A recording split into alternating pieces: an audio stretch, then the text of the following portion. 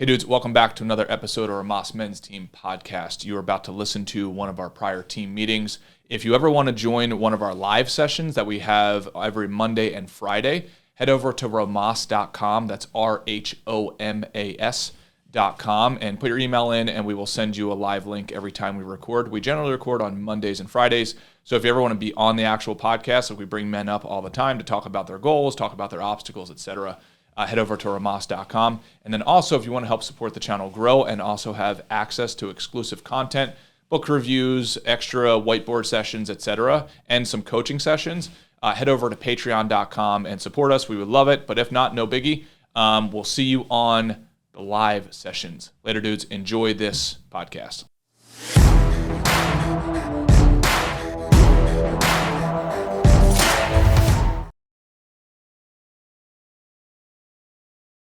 We are live, almost spot on, boy band style, bam. If you're wondering if that is Matt, that is not Matt. Babyface Ray is joining us today for co-hosting. Matt in case you're wondering if Matt lost most of his hair over the weekend. Matt is in Austin, Texas right now. He's going to be doing some, I think, multiple shows there, just crushing it. Yeah, Shane is recording a special. So he brought all the trash. There's like, yeah, all the human pollution. If there was like a kind of Doppler for that, all the white trash, you could see it's like, there's a trash front moving down to Austin, Texas. What's going on? You're in Toronto right now, right? In Toronto, yeah. It's rainy. It's dreary. But, you know, life is good. God is good. It's not snowing. And we are heading off to somebody's cottage for like a kind of country house for the weekend. And then we're dropping off Thea at overnight camp, 2 weeks of overnight camp for the first time. Nice. So that's going to be, yeah. And it's like, she's not going to be upset. Oh, I'm scared. I don't want to go. It's going to be me like crying and, you know, biting on a leather strap, like holding back the tears. While she's like, hey, these are my new friends. I'm out of here. Stop embarrassing me, Dad. Yeah. You know? No, I get it. What is it like with COVID up there now? Like, I know you said you can't go to the gym, you know. Yeah. What's it like? So restaurants are open for patio service. So like restaurants have now, so basically if there's a street, most streets, if they have like 2 lanes in either direction, now they've taken one for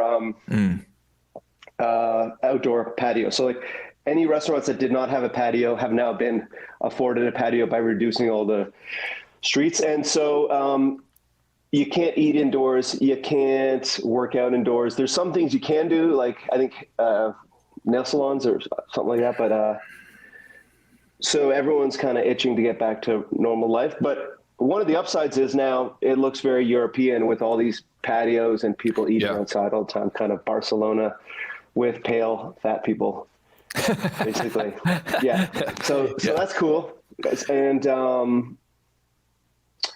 so that is, but look, man, you know, I'm a rebel. I'm a warrior. And so like, I walk around with a mask, like nose exposed, like, you know, like a real, like Braveheart. What would Braveheart do, right? Yeah, that's right. You know, and he'd only throw the mask up if he saw someone coming, right? Otherwise he'd have it down. And so, you know, you don't have to feel like a prisoner if you don't want to. Right. And then with Thea going away for 2 weeks, it's are both fully vaxxed. So it's like an opportunity for us to do something. So like I talked to her about, I talked to her about doing dance classes. Hell yeah, man. As something kind of romantic for us to do during this next 2 weeks where we don't have to get a babysitter or anything. And, you know, it's like we've been together 22 years, so we've had ups and downs and like plenty of ups, you know, some downs. And I think I talked on the pod, you know, last week where she saw I was having some inappropriate conversations with women 6 months ago or a year ago. And so I want to take this opportunity to do something romantic and kind of have some quality time with her. Yeah. And also like, you know, how you're talking about like dance class is something that we can do as a couple, but it's also the most masculine thing requiring the most courage that a man can do, right? Oh yeah. Yeah, that or maybe singing. I mean, yeah, but moving your body to music, absolutely. Can I throw out a suggestion to you? Please.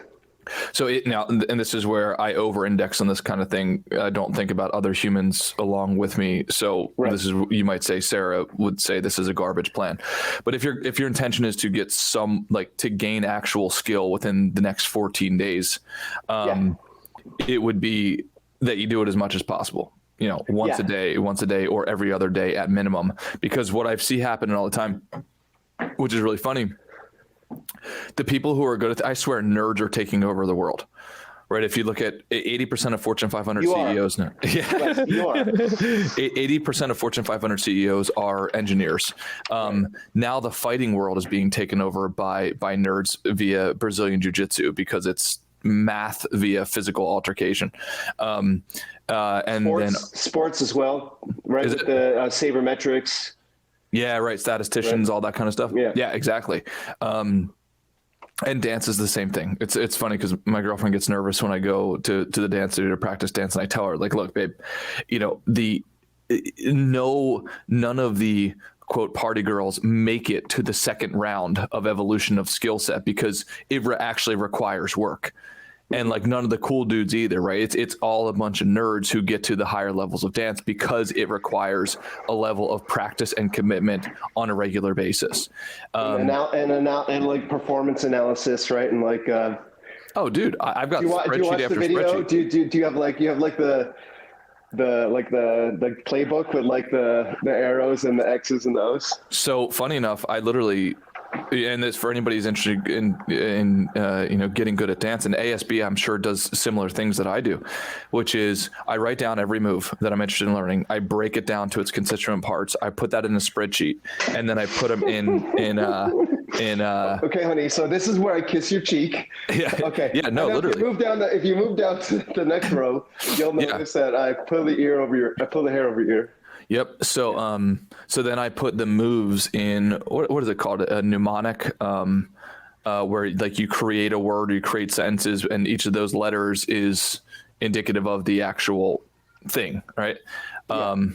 So I do that, and that's when I go out on the dance floor, then I kind of remind myself of that mnemonic when I'm dancing, if that makes sense. Then in addition to that, I will go and I'll watch dance videos, and then I record the dance videos, and then I take screenshots of the moves piece by piece, and then I put that in the spreadsheet as well. So it's just, and by the way, all of the best dancers that I know. Crazy. Well, it's again, I dance with some engineers, and they do very similar things. Well, the thing is, it's like you're not doing it the wrong way, right? It's like. It's a sport. Like I think who was it, Milton Friedman or someone said, like anything that is like measured is managed, and anything that is managed gets done.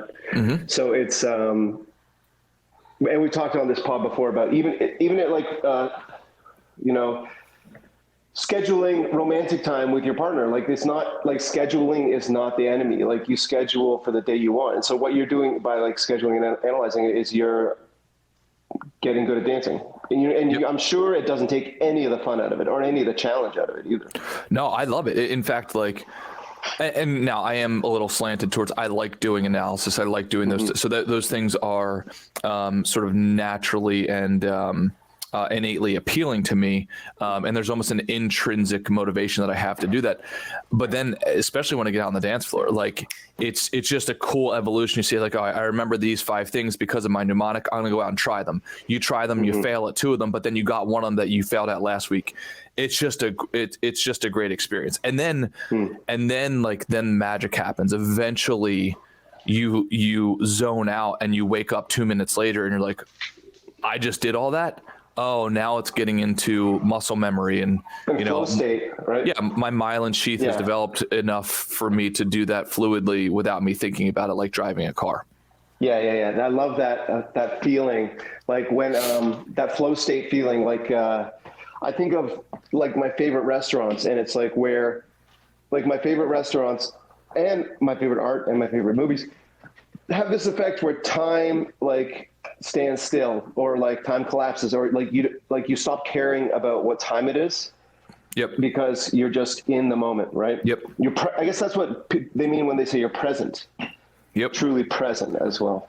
Right? Dude, I swear, dance. If you read the book Sapiens, it talks about this. I am convinced that dance and music is probably one of, if not the ultimate ways of entering into that flow state, because there's this thing, you have to dance with yourself, you have to dance with your partner, and then you have to do it in harmony with the music. And there's just an element that you get lost in there with. So yeah, I firmly believe in it, man. But yeah, in the flow state, you're probably like, also like another way that I enter flow state is when, like, if I'm playing Frisbee or another like hyper masculine sport, and I'm overthinking it. Like if I'm like, for some reason, Frisbee comes to mind where I think about, am I throwing it? Am I doing a follow through? Am I doing the backspin and stuff? Like if I think it all out, I fail. But like if I just like, do you know what I mean? Like where you kind of like if you just go with the flow, and like, I guess that's where that muscle memory kicks in. Then you're not even thinking about it and you're getting it done. Exactly. The hardest part is to break through the barrier where it's super analytical and cerebral. And that's why I'm saying the way that you do that, in my opinion, is you make your initial stages of study very dense. So that way you get on the other side of 14 days and you can see a very quick before and after, versus one of the worst things you can do in something like dance is you just dabble in it. And then you get to 6 months down the road and your brain tells you, oh, I've been doing this for 6 months. It's like, no, you really haven't been. You did it once a week or once every other week for 6 months, which is not the same thing. Well, you've only done it for 10 hours, not 6 months. Yep, exactly. Yeah. Yeah, so maybe we'll sign, and like, I know you talked about, were you talking about it with Jake, where it's like you sign up for a package of lessons? Yeah, so I think maybe we'll sign up for a package. And yeah, I'm pumped. I'm just pumped for the challenge, man. Like, honestly, like, I'm pumped for the embarrassment, and yeah. I bet it's just going to be an emotional roller coaster. I can just imagine, like, even just thinking about like turning off the car, locking the car, and walking into the dance studio. I'm starting to have a bit of a panic attack. Yeah. Can I help you take a shortcut? Word. Okay. So number one, what type of dance are you thinking about doing? I'm agnostic as to the dance. Like, it's just the challenge of getting out there and doing something with my wife. Like, I'm not. Okay. Can I show you something? Yeah. All right. So for the guys who don't know what West Coast Swing is, I'm going to put this up on there and just show you. So West Coast Swing is basically, now you can do it fast, you can do it slow, but it's like if you were to go to a wedding and see a couple and you're like, whoa, they know how to dance. Yeah. It's usually West Coast Swing. Like, that's what you want to learn. Now, right. I will show you this. Let's see, what's a good one here? So I'm going to put it up to the screen and just give you like a kind of little insight into it. So this is West Coast Swing. Is that you? No, that is not me. Okay. That is a guy who is way better than me. So this is it. I mean, that's just a rough idea. Yeah, and you can do it to any Jake pop posted song. a video of you dancing to the Discord, and it was that kind of thing. Yeah, exactly. So anyway, so what I have found, is it it's open to interpretation too? It's not super strict with like. No, it's very, very open. It goes. So even when you're kind of doing it wrong, like nobody can tell. Yep. Now this is different than like salsa. Salsa goes on an 8 count. It's pretty strict in its formality, etc. What I would recommend is definitely West Coast Swing. Now, what I have found with salsa, bachata, and West Coast Swing is that when you go down the route of, let's say, group lessons are random, and which is really good because you can drop in at any time. The downside of random is that it's random, right? So you don't have any sort of progressive, steps into into actually dancing. So for instance, you could go to 100 group lessons. That does not mean you could dance one single song completely. Right. And for a male, for the leader, that's a problem, because then you have a certain, like, you don't have the confidence to go out and dance one song. So what I'd recommend is this. I get private lessons almost every week. I paid my instructor last week to sit down with me. It's okay. Let's start from the beginning. I don't want to dance today. I want to break this down into its individual parts, and let's develop the framework, and almost like a conversation tree, like a decision tree. Like, okay, you've got this dance, then you've got these 4 basic moves, and then you have these variants of those moves. If you can do that, man, that is super helpful. So what we did is we broke West Coast Swing down into, I think, 22 individual moves, but now that's learnable. Now I can do that in my head. I can practice 5 different moves a day. And then you'll find that, like, it's not like the video that I showed you is not incredibly complex. If you look at that guy was a pro. If you look at the pros, they're not doing extremely complex patterns. One of the problems that men will fall into is they'll try to learn like super complex patterns, and then they're just like throwing the girl around, and she's having a terrible time. You know, it's the same. I'm thinking, Wes. Sorry to interrupt you, but like, yeah. I was thinking, like, I wonder if this is one of Wes. I wonder if this is Wes's approach to life, where, right when you were saying like sitting down with the teacher, breaking it down into like a idea tree or whatever. And then what you're saying reminds me of guitar, where when people start guitar, there is a lot of us, myself included, have like this kind of urge to learn a highly technical riff, like the introduction to Stairway to Heaven or something, instead of learning the fundamentals and just learning the top 5 chords, so you can play guitar for anyone. Like, right. So like with the top 5 chords, you can play about 100 songs, but with the riff to Stairway to Heaven, you can play 10 seconds of Stairway to Heaven. So is the approach you're talking about, is that an approach you take to everything? Oh, without a doubt. 100%. Yeah, like so how do you describe that approach? Yeah, or great. Agnostic as to dance, money, relationships, picking your drink at Starbucks. Like, I'm sure it's the same hours long, I'm sure it's like the same mental model, right? Everything. So you use the spot on terminology. So this book right here, one of my favorite books on earth, written from one of my favorite humans on earth, Charlie Munger. He's the one who got me to adopt mental models. Charlie Munger became one of the world's best investors. He's Warren Buffett's partner. Anyway, he talks about early in his career, he learned the idea of adopting, basically the 80-20 rule. If you think about everything, usually 20% of the ideas carry 80% of the freight, as Charlie Munger would say. So I try to do that with everything. What are the most important things? That's always what I ask myself when I'm going into a new skill or a new area of domain where I have to learn. It's constantly, what are the few things that make up the bulk of the difference? If that makes sense. The 2 or 3 big ideas of any given discipline. Yep. And then, man, I have noticed, like, even with, like, let's say basketball, for example, one day I sat down and I watched video of basketball when I used to play basketball as a kid growing up, etc. I just observed, what are the few moves that make the biggest difference? And I grew up in Philadelphia, so if any of you guys know Allen Iverson, Allen Iverson only had a handful of moves that he used. Like his crossover was killer. So I didn't have to master all of these like 55 different things. I had to master 5 different things. And then the just cool like thing with guitar, right? Like 100%. What are the like E, C, and D or G, C, and D are the 3 chords from which you can play basically any song. Yep.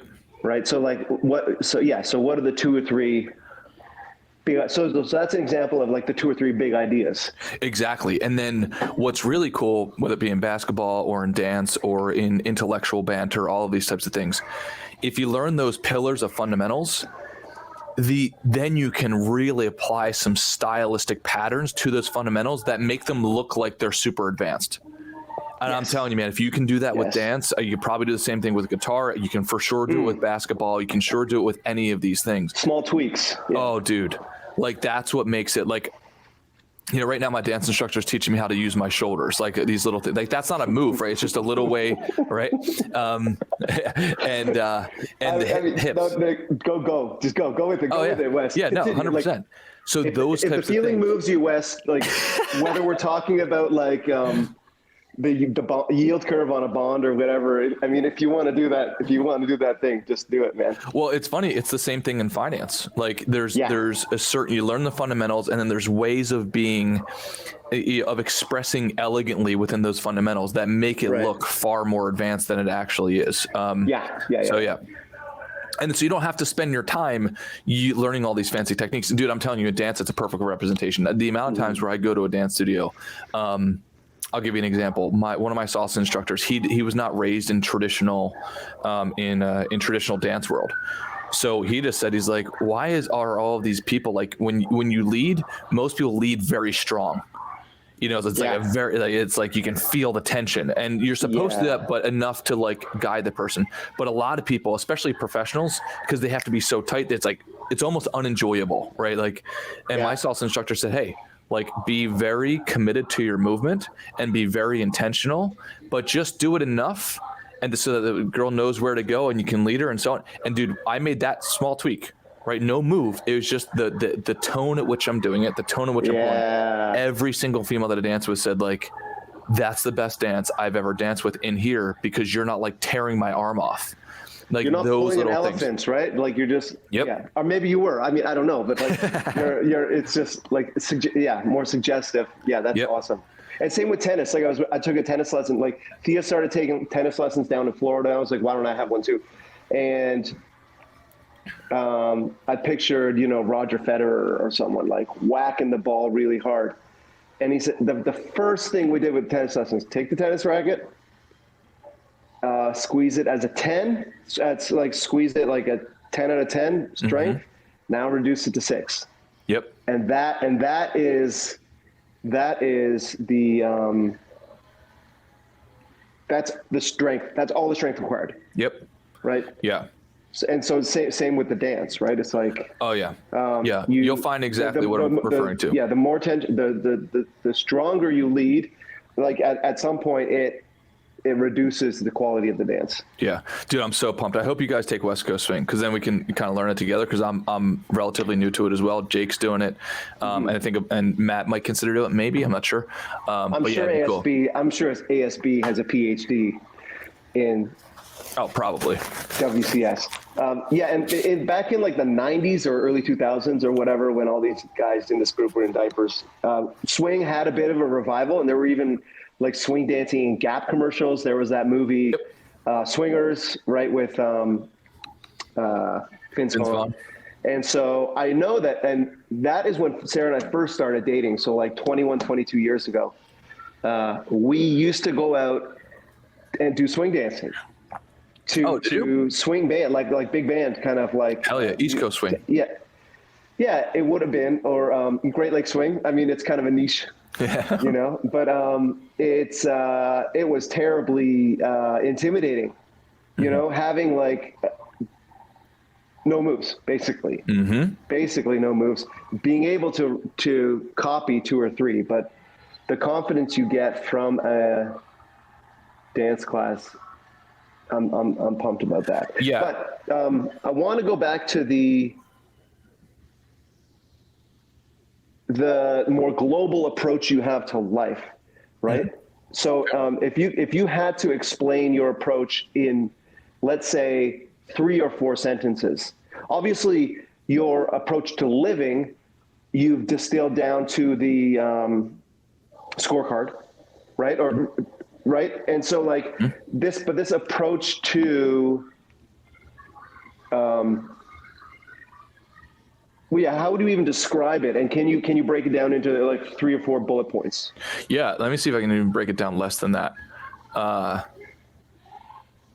The first thing that comes to mind is precision beats power.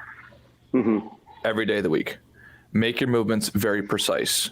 The prerequisite to making your movements precise is defining what you want. So that way you can know what you want to do, right? So let's take, for instance, with your physical body, right? Like defining, in my opinion, the most important thing with your physical body to define is who do you want to look like, or who do you want to perform like? That will cut out 99% of the activity that you need to do. Do you know what I mean? Mm-hmm. So for instance, right, like if you want long distance runner versus bodybuilder. 100%. That narrows it down dramatically. Exactly. Rather than saying, I want to get in shape, right? If you have a general goal, then you will take general activity, and general activity produces generally mediocre results. So that's the first thing. Precision beats power. Then from there, it's the formula that I tell everybody about.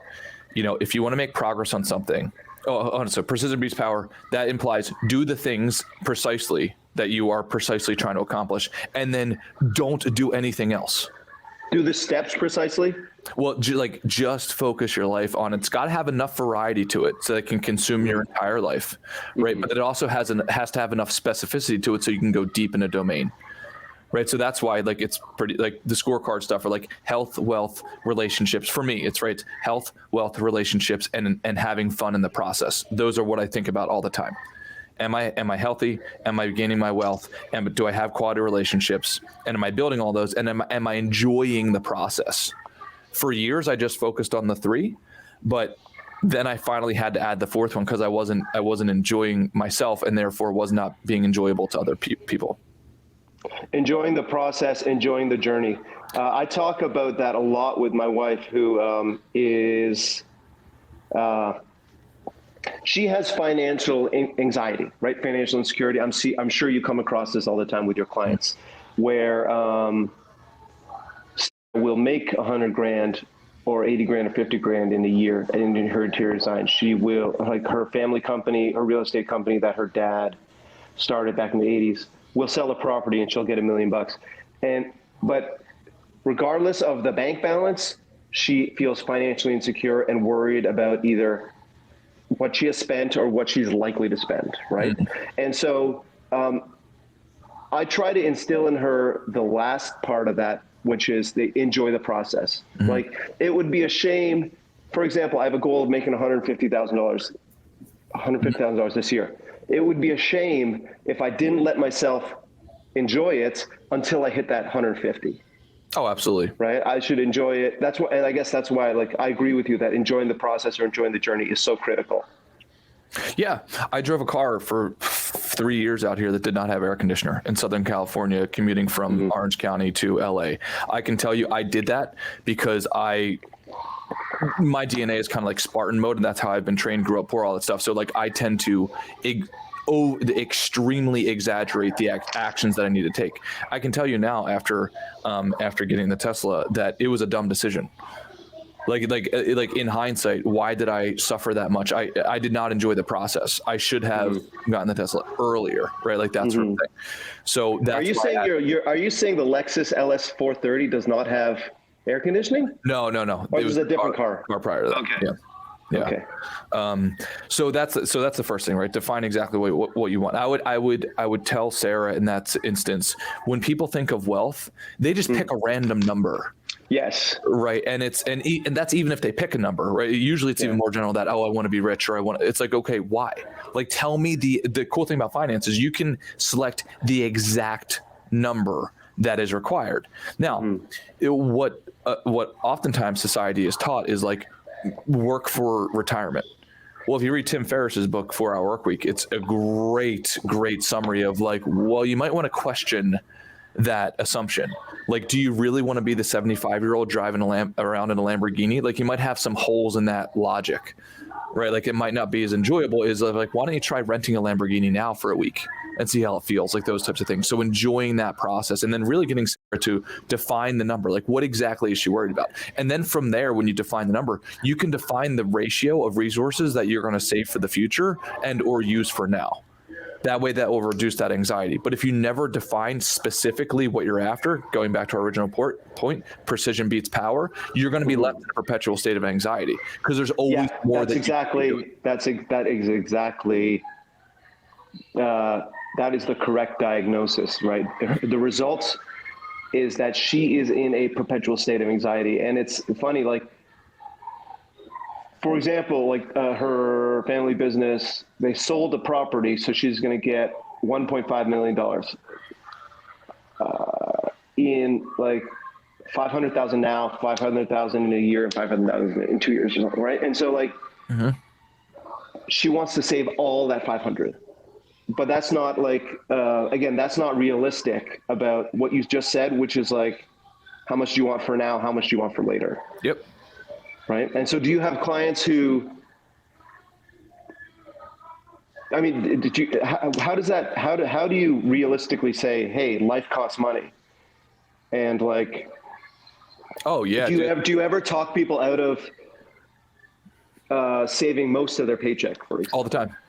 Okay. I mean, all the time. So, for instance, and by the way, this is true for if you make 30 grand a year or if you make 30 million a year, like quite literally. I have the same conversations with, I just had a conversation with a guy who's worth, he's worth about, I think like $35 million.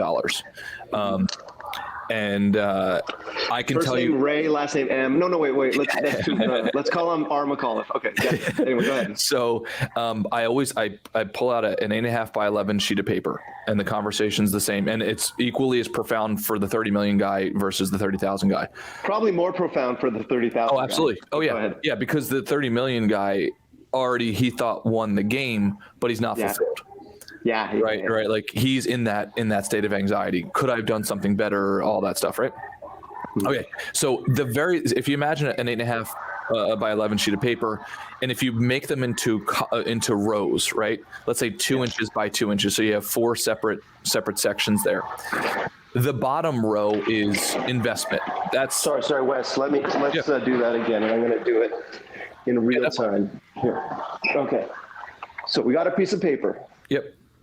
Okay, so if you make 4 separate rows equally in height on the piece of paper, right? So not columns but rows. Yeah.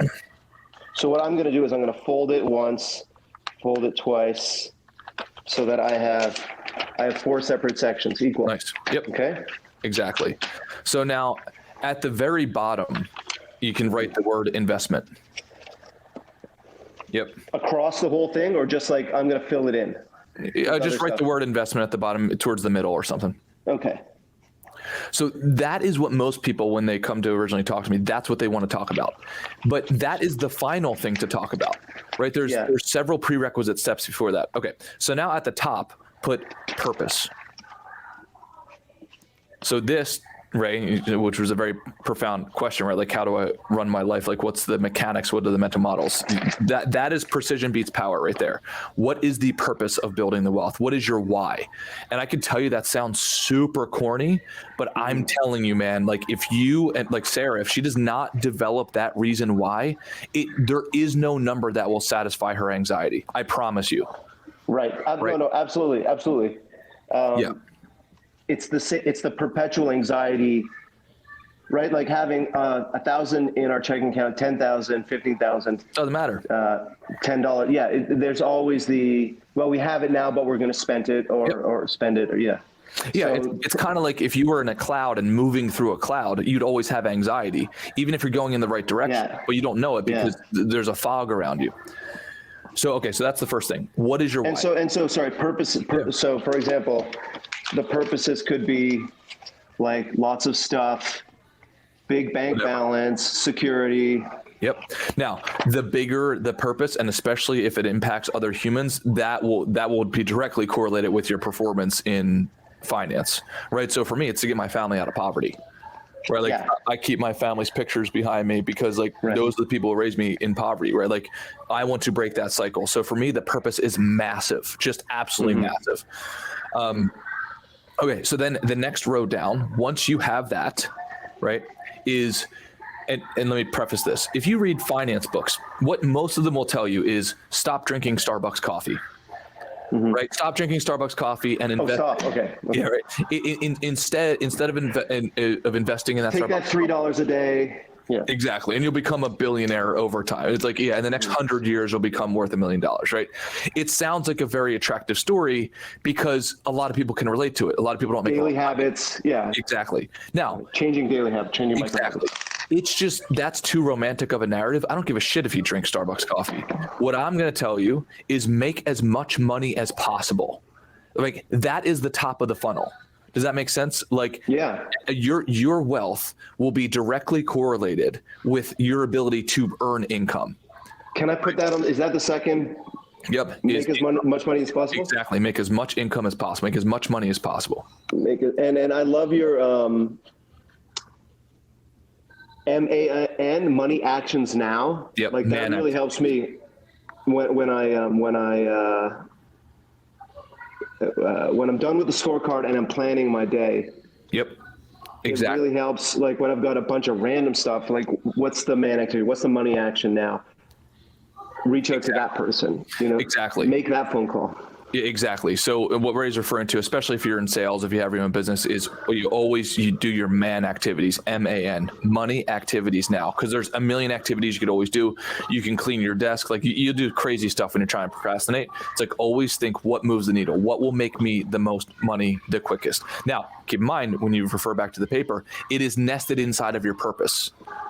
So if you're off trying to buy Bitcoin or be a part-time real estate developer, even though you don't really love it, you're just doing it for money, it's not going to work long term. I've never seen it work long term. Maybe it'll work for you, but it has to be nested in your purpose. So you make as much money as possible with nested inside of your purpose, of your why, right? Okay, now, and just to drive this point home, I would way rather, I think the guy, like if two people walked into my office, right? And one guy said I make $20,000 a year, but I never buy Starbucks, right? I save as much as I can from that $20,000. That's great. Like that's phenomenal. By the way, like I grew up in that environment. That is great. However, if you make so little money, even if you have pristine savings habits, you're only going to get so far. So I'd rather, let's say if I had a bet on who was going to win, I'd rather take the guy who makes $500,000 a year, who's got terrible spending habits, because I can help him adjust those. Mm-hmm. Right? It's way harder to increase your level of activity to make more money. That's a very hard thing to do. You have to go through mental barriers. You have to go through, all these types of barriers to make more money. I'd rather take that guy and show him how to save more and invest, because he will become massively wealthy, versus the guy who's always going to make 20K, right? That's a very hard thing to do. You can still do it totally, but it's very difficult to do. So what I tell people when they come into my office is they say, let's just say a guy has $10,000, just a rough example. My first comment to them is invest back into yourself. Invest, because you are your biggest asset. So invest back into yourself, get that next certification, pay for school, do whatever you can to increase that top of the funnel, right? To make yourself more money. I want to see you increase that income, your personal income, from $20,000 a year to $40,000 a year to $100,000 a year, and so on. So like Ray, for you, right? Like if your goal is to make 150, I would say go invest in the next convention. Go take $1,000 and fly out to Vegas to meet with whatever think tank, or whatever that is for you, to network, to move the needle. Go and buy your clients lunch. Like that's investment into you. Go and spend $1,000 on the next event, right? Like all of that stuff to develop you as a business professional. That's where your money's going to go the furthest, especially earlier on in your career, right? Okay, now, with that being said, once you get there, then you move into your bucket management, your cash management. So this is the third row. Now, the third row is going to have multiple buckets. The first bucket is cash flow bucket. So if you can imagine, you're going to have let's say 5 to 6 different buckets there. So now that, if you can imagine, arrows go from one row to the next, and now we're in the third row. So you have a little bucket on the left-hand side called cash flow. So CF, cash flow is your money now, right? Like if I were to judge like scorecard you on your money management, how much money would I see coming into that bucket, right? Versus how much are you spending? A really good rule of thumb is spend only maximum 80% of what you earn. That's a really good ratio. That's a really good score, right? So 80% of what you earn. So save and invest 20%. If you want to be great, then 70%. If you want to be outstanding, right, then 60, 50%, and so on. Right now, it could take you some time to get there, especially if you're young or you have debt or whatever, right? But that's the goal. Now, that is the now bucket. The next bucket over is your short-term bucket. That short-term bucket is meant for anything from 0 to 2 years, right? Short-term bucket, 0 to 2 years. That is, now this is, I'll make my disclaimers. I'm not giving any investment advice. This is just, let's say, how I run my personal funds, right? 0 to 2 years. I keep that in cash. That's my security blanket. That's for any necessary expenses or any short-term goals that I have, right? Same thing for medium-term bucket, right? Let's see. Gunther saying need to refinance mortgage and student loans. Get this mindset going. Yeah, Gunther, definitely. That's a great topic. We can definitely chat through that at some point. Definitely refinancing and student loans and all that stuff to get your debt service payments down. So medium term goals, 3 to 4 years. So anything like I want to buy a car in 3 years, I want to buy a house in 4 years, et cetera. Anything that falls in there. Now, what you're realizing right here, and let's put one more bucket in there. There's another bucket called long-term bucket. That's 5 years and beyond, right? Now, here is the trick with money management. You match the investment vehicle to the time horizon, right? Investment vehicle to the time horizon. So for instance, I would not take a 747 plane from Orange County to the next town over, right? It's overkill. Similarly, I would not drive a foot scooter from Orange County, California to Philadelphia, Pennsylvania, right? It's not going to get the job done in an efficient amount of time, and it could be dangerous, right? Where most people go wrong is they mistakenly put the wrong investment vehicle in the wrong bucket because it has the wrong time horizon. So this is when you hear people talk about certain assets are risky and so on. It's like, what are you talking about, right? Certain assets could be terribly risky inside of a short-term bucket, but they might be the exact thing that you need in a long-term bucket. So for instance, cash is basically the only thing, cash and cash equivalents is the only thing you should have in your short-term bucket, right? It's the most liquid. It's already liquid. It's there, right? Now, so that's the least risky for your short-term bucket. It is the most risky for your long-term bucket, right? Why? Because inflation eats away at it every single year. That's the issue. Right, so you can't have the discussion of risk without the time horizon. Make sense? Now, the other buckets are protection bucket, which is just your insurances, right? Your auto insurance, your health insurance, right? As you build up your wealth and you build up your life, you need to be able to protect the things that you've already created. You know, basic types of insurance, very, very simple. And then the final bucket is called your opportunity bucket. Your opportunity bucket is meant to be a Swiss Army knife to take advantage of what I call boo opportunities, blindingly obvious opportunities. That might be an opportunity in the stock market. It might be an opportunity in real estate. It might be an opportunity with your business, et cetera. So for instance, Ray, if Drake comes to town again, and you have a chance to sell him a painting, right? Then you spend $2,000 on getting a limousine, picking him up at his house and so on. That's like a blindingly obvious opportunity that could change your business, Mm-hmm. Okay. Now, Wes, my wife is back. Yep. I have not been preparing for our road trip to the cottage, and yep. I do not, and it's quite obvious. It's quite obvious that I have not. So I'm going to just walk the gentleman through this, and I'm going to let you talk about the investment quadrant on its own, okay? Yep. So hold on, can you do one more thing? Is that okay? Yeah. Can you just draw an arrow from the long-term bucket into the investment row? That's the final piece. So that last piece is what everyone wants to talk about, but you can't talk about that final piece until you organize everything else above it. Yep. So purpose. Why are you thinking about saving money? Yep. Or investing? Do you want lots of stuff? Do you want security? Do you want a big bank balance? And a million other reasons. So that, again, this is 1/4 of the work that you need to do. Not just picking what is it, Bitcoin, is it Dogecoin. Second quadrant is make as much income or money as possible. And how do you do that? Invest in yourself. So if for those of us who just have 10 grand, invest in yourself, learn new skills, buy new stuff for your company. You are your biggest assets. So rather than starting to save at the $10,000 level, get yourself to a position where you can make $50,000 a year or $100,000 a year. The way you make as much income as possible is nested in your purpose or your why, which goes back here. The third quadrant is the bucket management. So cash flow is money now. Spend 80%, save 20, ideally. Short term is also cash for goals. And these could also be your Capital One bank accounts, right? That you each They are my Capital One bank split accounts. up, right? Yep.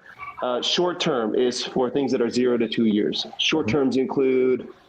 Give me a couple of short terms. Food, mortgage, right? Like anything that you must pay for, School or payments. or any immediate goals. Oh, I want to buy a bicycle next month. Yeah. Midterm is 3 to 4 years. I want to buy a car in 3 years. Yep. Coming up with a down payment for a house. Long term is 5 years plus. Protection is your insurances, and blindingly obvious opportunities. Your friend starts a marijuana edible company, and he just needs $5,000 or something. So what's an example of a blindingly obvious opportunity? Well, so for instance, in that bucket, you just put cash and it's waiting to be deployed at any given time. Okay. Yeah. Or like I call it the Swiss Army knife. It could be your friend starts a company and needs an investment, or the house next to you is selling for a 30% discount because Mrs. Jones. There was a murder. Yeah. Yes, exactly. Yeah. Right. And if Mike fucking Gibbons is in the chat, maybe he can agree to creating a infographic of this. Oh, dude, that'd be awesome. I'm gonna load the car, but if you can tell the soldiers about the investment vehicle. So I've drawn an arrow from long-term 5-year plus goals to the final quadrant, which is investments, and take it from there. Yep. Cool. And Ray, Troy's asking you to take a picture at some point. It's Mike Gibbons. So I need the confirmation from Mike in the chat that he's going to make a infographic with like springs going yoing and stuff like that. Yep. So no picture. We're holding off for Mike. Okay, Troy. Sounds Go good. ahead. I'll be listening. I'll be listening, Wes. All right. Cool. And I don't know. I'm gonna mute Ray's Or side. you take me off. Enjoy the power, dude. Just like If I knew how to take you off, I would. we'll just talk about investments, man. All right, let's see. So I apologize, guys. If this closes, if this closes the entire thing, guys, I apologize and have a great weekend. But I'll finish the conclusion. So let's see. Close the video. It worked. Okay, cool. Okay, so the final piece of this that in Ray's picture, right, is now at that point you are ready to have the discussion of long-term assets. This could be real estate, it could be stocks, it could be private business, etc. But it's not until you have all of those prerequisite conversations where you're actually ready to deploy the capital and think about it, right? So hopefully you guys can see all of that. Like everything stems back to what exactly do you want? What is your purpose? What is your why? And that even extends into the world of finance. I'll do some more videos around it. Obviously, I've got to be a little careful because of my licenses. That's why I have to make all these disclaimers. I'm not recommending any specific investments, all that kind of stuff. I'm just telling you guys what I do personally. So, take whatever you want from it. Informational purposes only. So anyway, let's get to Dude of the Week. Does anybody have? Yes, yeah, Troy, that's exactly right. Does anybody have any recommendations for Dude of the Week? I want to throw Ray up there for helping with the co-host, last minute co-host. That was awesome. Thank you, Ray, and enjoy your weekend at the cottage. And then also Gunther, I wanted to answer your question. I'm not sure if you saw, but yeah, dude, I'm a big fan of black t-shirts. Like I've actually done a stupid amount of research on black t-shirts. Like I literally have spreadsheets on it because finding the right t-shirt is just very hard to do. The right fit, the right feel, the right stretchy. So weirdly enough, so I've spent, $70 on a black t-shirt and I've spent $5 and everywhere in between. I can tell you, Gunther, Target brand, or go to Target and get the Pair of Thieves in brand, unbelievable. Now they're not super expensive. They're not exactly cheaper. Then it's like $20 per shirt. But I love them. And then I roll the sleeves up a little bit, just gives it a little nicer of a fit. And then also I'm trying the brand. It's called Cuts, Cuts. That they have a nice kind of like rounded bottom to the bottom of the shirt. They're a little more pricey. I think I paid like $48 or something for it. Now I did just get the regular cotton version. They do have a Pima cotton version. I just got it shipped to me 2 days ago. I actually don't like it as much as this. Like this is way more comfortable, but it is nicer. Like I'm going to go to dance class and that because it's nicer hem and all that stuff. But I will buy the Pima version and tell you guys. So Pima cotton, I'll spare you the details, but Pima cotton is just a higher end cotton than most standard cottons. And depending on where you get the cotton, what region, what location, geography of the world, and the weather patterns of that location will dictate the flexibility, the comfort of the cotton. Anyway, I've gone too far deep into that, but yes, the same level of analysis goes into my black t-shirts as that I put into investments. So anyway, guys, awesome. Thank you so much for joining me and Ray, and give good vibes out in the universe for Matt. I'm sure he's crushing it right now. Love you guys. Have a great weekend and talk to you all soon.